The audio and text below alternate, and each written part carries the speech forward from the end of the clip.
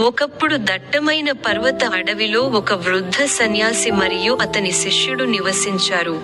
శిష్యుడు ఆ వృద్ధ సన్యాసి ధ్యానంలో గొప్ప సాధకుడు. అతను ఎక్కువ సమయం ధ్యానంలో గడిపాడు. సాధారణంగా అతను ధ్యానం ప్రారంభించిన తర్వాత అది సగం రోజు లేదా మొత్తం రోజంతా ఉంటుంది. తన లోతైన ధ్యానం సమయంలో భవిష్యత్తులో ఏమి జరగబోతోందో కూడా అతను చూడగలిగాడు. ఒక రోజు ధ్యానం చేస్తున్నప్పుడు వృద్ధ సన్యాసి తన యువ శిష్యుడు 8 రోజుల్లో చనిపోతాడని చూశాడు. ఇది తెలిసి చాలా బాధపడ్డాడు. శిష్యుడు ఈ లోకాన్ని విడిచి వెళ్లే ముందు తన కుటుంబాన్ని చూడాలని అనుకున్నాడు. కాబట్టి అతను శిష్యుడికి, ప్రియమైన, నేను మీకు 8 రోజులు సెలవు ఇస్తున్నాను. ఇంటికి వెళ్లి మీ కుటుంబాన్ని కలవండి అని అన్నాడు. నిజంగా గొప్ప గురువు, ధన్యవాదాలు. శిష్యుడు నవ్వుతూ, నిజానికి నేను కొంతకాలంగా ఇంటిని చాలా మిస్ అవుతున్నాను అని అన్నాడు. గురువు, కానీ మీరు 8వ రోజు నాటికి తిరిగి రావాలని గుర్తుంచుకోండి. ఇప్పుడే వెళ్ళండి అని అన్నాడు. మీరు తిరిగి వచ్చే వరకు నేను వేచి ఉంటాను. సరే గురువుగారు, దయచేసి మిమ్మల్ని జాగ్రత్తగా చూసుకోండి, నేను ఇప్పుడే బయలుదేరుతాను అని అతను చెప్పాడు. శిష్యుడు ఇలా అంటున్నాడు. యువ శిష్యుడు తన గురువు కళ్ళలో విచారం మరియు అయిష్టతను గమనించకుండా, యువ శిష్యుడు సంతోషంగా పర్వతాలు దిగి వెళ్ళాడు. చాలాసేపు నడిచిన తర్వాత దాహం వేస్తున్నందున కొంత నీరు త్రాగడానికి ఒక నది దగ్గర ఆగాడు. నది దగ్గర లెక్కలేనన్ని చీమలు ఉన్న చీమల పుట్టను చూశాడు. అతను కొద్దిసేపు అక్కడే నిలబడి లోపలికి మరియు బయటికి వెళ్లి వాటిని ఆసక్తిగా చూస్తున్నాడు. అతను వెళ్ళబోతున్నప్పుడు నదిలో నీరు పెరుగుతుందని అతను గమనించాడు.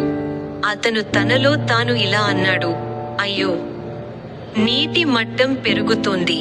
ఇది ఇలాగే కొనసాగితే చీమలు కూడా ఇక్కడికి వస్తాయి.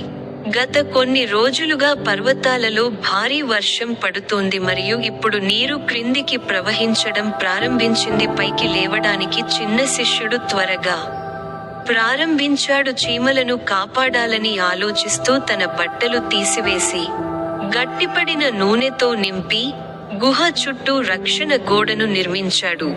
తరువాత అతను ప్రవహించే నీటిని వేరే ప్రదేశానికి మళ్లించడానికి ఒక చిన్న కాలువను తవ్వాడు. తద్వారా అది సాధ్యమైంది. నీరు మరింత పెరిగితే కాపాడాడు. ఇలా చేయడం ద్వారా గుహ నీటితో నిండిపోకుండా నిరోధించగలిగాడు మరియు లెక్కలేనన్ని చీమల ప్రాణాలను కాపాడాడు. చీమలు సురక్షితంగా ఉన్నాయని అతను సంతృప్తి చెందినప్పుడు అతను తన ప్రయాణాన్ని కొనసాగించాడు మరియు చివరికి తన ఇంటికి చేరుకున్నాడు. ఒక రోజు తర్వాత మరొక రోజు గడిచినప్పుడు 8వ రోజు వచ్చినప్పుడు అతను తన యజమానికి చేసిన వాగ్దానాన్ని గుర్తు చేసుకున్నాడు. సమయం వృధా చేయకుండా వెంటనే తన ఇంటికి బయలుదేరాడు. ఇంతలో ఆ వృద్ధ సన్యాసి తన యువ శిష్యుడి గురించి ఆలోచిస్తూ అడవిలో విశ్రాంతి లేకుండా నడుస్తున్నాడు. అప్పటికే 8 రోజులు గడిచిపోయాయి మరియు 9వ రోజు సాయంత్రం కావడంతో బాలుడు చనిపోయి ఉంటాడని అతను భయపడ్డాడు. తన శిష్యుడిని చివరిసారిగా చూడలేకపోవడంతో బాధపడ్డాడు. కానీ అకస్మాత్తుగా దూరం నుండి అతను ఒకరిని చూశాడు. కొండల నుండి దిగి వచ్చి ఆ యువ శిష్యుడు సంతోషంగా అతని దగ్గరకు నడిచి వెళ్లి గట్టిగా కౌగిలించుకున్నాడు. అతన్ని సజీవంగా చూడటం అతనికి చాలా సంతోషంగా ఉంది. కానీ అదే సమయంలో అతను ఆశ్చర్యపోయాడు. 8 రోజుల తర్వాత కూడా యువ సన్యాసి ఎలా బ్రతికి ఉంటాడో గురువు ఆలోచిస్తున్నాడు. ధ్యానం సమయంలో అతని దర్శనాలు ఇంతకు ముందు ఎప్పుడూ తప్పు కాలేదు. అతను సంతోషంగా యువ సన్యాసిని అడిగాడు. గత 8 రోజుల అతను ఏమి చేశాడని గురువు సన్యాసిని అడిగాడు. ఎందుకంటే చాలా రోజులు ఆ యువ శిష్యుడు ఆలోచించాడు. ఒక క్షణం ఆ తర్వాత అతనికి అన్నీ చెప్పాడు. తాను ఒక గోడ కట్టి కాలువ తవ్విన విధానం, చీమలు మునిగిపోకుండా కాపాడటం. ఇది విన్న గురువు చివరకు ఆ యువ శిష్యుడు లెక్కలేనన్ని చీమల ప్రాణాలను కాపాడటానికి గల కారణాన్ని అర్థం చేసుకున్నాడు. అతని జీవితంలోని మిగిలిన 8 రోజులు సుదీర్ఘమైన మరియు సంతోషకరమైనదిగా మారిపోయాయి. జీవితంలో మంచి పనులను స్వీకరించాలని, మంచి పనులు మీ జీవితాన్ని పొడిగించడానికి ఒక మార్గం అని జీవిత కథ మనకు బోధిస్తుంది. కొన్నిసార్లు మంచి పనులు చేయడం వల్ల మీ వయస్సును పెంచడం తప్పనిసరి కాదు. కానీ అది ఖచ్చితంగా మీ జీవితంలో సమృద్ధిగా ఆనందాన్ని తెస్తుంది. ఒక చిన్న దయ కూడా మీ విధి దిశను మార్చగలదు. మనం ఇచ్చే సహాయం పరిమాణం పట్టింపు లేదు, కానీ మనం ఇచ్చే సహాయం ముఖ్యం. మనం నిస్వార్థంగా ఇతరులకు, చిన్న జీవికి కూడా సహాయం చేసినప్పుడు సంభవించే మన హృదయ స్వచ్ఛత ద్వారా, మనం ఊహించలేని విధంగా మనకు తిరిగి మంచితనపు తరంగాన్ని సృష్టిస్తాము.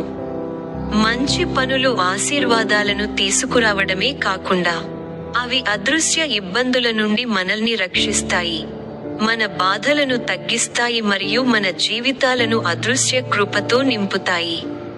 యువ శిష్యులు చీమలను రక్షించడం వారికి సుదీర్ఘమైన మరియు సంతోషకరమైన జీవితాన్ని ఇచ్చింది. ఇతరుల బాధను తగ్గించడానికి మనం చేసే నిజాయితీగల ప్రయత్నాలు మనకు తెలియని అనేక ఇబ్బందుల నుండి మనల్ని కాపాడతాయి.